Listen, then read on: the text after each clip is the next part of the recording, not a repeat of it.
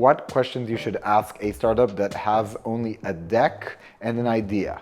Are you ready? Let's begin. Hi everyone, my name is Avishai and I am an angel investor, a startup investor. I talk about the stock market and I am an entrepreneur.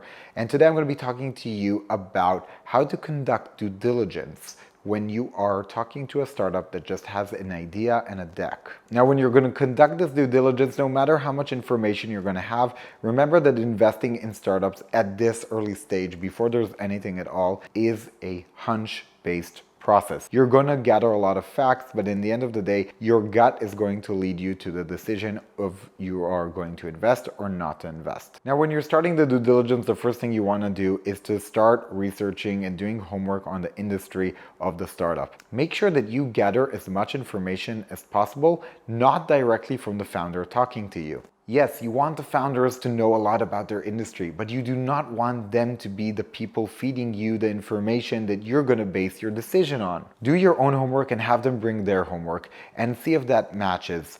If it doesn't, then there's a lot to discuss. The second thing you want to do due diligence is just like hiring someone. Think about the founders as people that you have to talk with their peers from the past and get recommendations. It is most likely that if you're a good angel investor and you're talking to great founders, that they've worked in the past in other places or started startups. If they have done that, talk to their peers, talk to people who worked under them, above them, talk to people who worked in the same team, talk to people who worked in parallel departments. Try to meet as much people as possible who have worked with them in the past and to get a sense of who are the people you are about to invest in. Another thing you want to do in the due diligence is ask important questions such as, who did you talk to already? Are there any other angels or VCs that are willing to invest? Who said no to you already? And ask them why do they need the money and what they're going to do with it. Now, great startup founders will usually have a lot of answers already in their own deck, and they'll walk you through it and you'll have most of your questions left with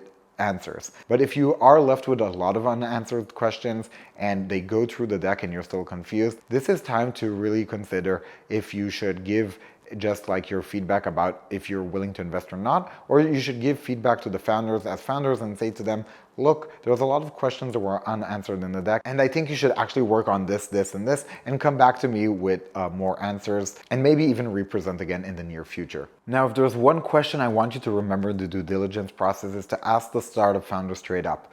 Who is going to buy your startup? It's a very important question that if they don't know the answer to, then it is a red flag in my opinion. Another way to do due diligence in an unconventional way is to ask the startup founder, why do they want your money? Now, there's a lot of money slushing around in this environment. Why would they want specifically your money? A lot of startup founders are going to say to you, well, we're looking for smart money. But that is kind of becoming the answer I hear all the time when a startup founder has nothing to say about why they want specifically your money. You'd be surprised how many startups are actually having trouble figuring out how to raise capital. And a lot of times it's because they don't have an airtight story of why they're building the startup they're building. Another thing you want to do in the due diligence is to make sure that the founding team is invested in the long run. You want to make sure that nobody there is going to be leaving in the next at least 3 to 4 years.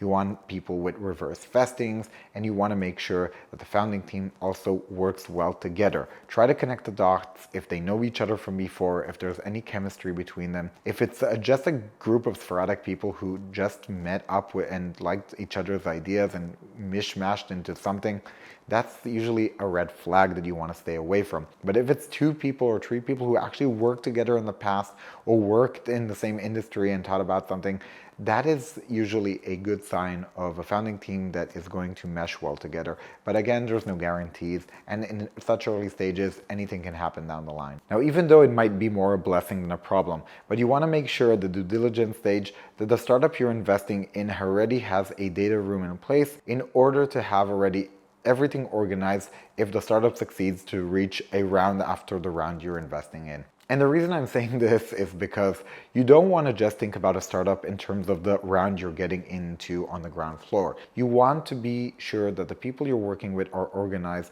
So if you want to double down, if you want to opt into that pro rata that you have, you will have the option to do so, and everything will be organized and transparent. Now, there are probably other ways to do due diligence in such early stages, but there's not many. And if you can think about something that I haven't thought of, let me know in the comment section.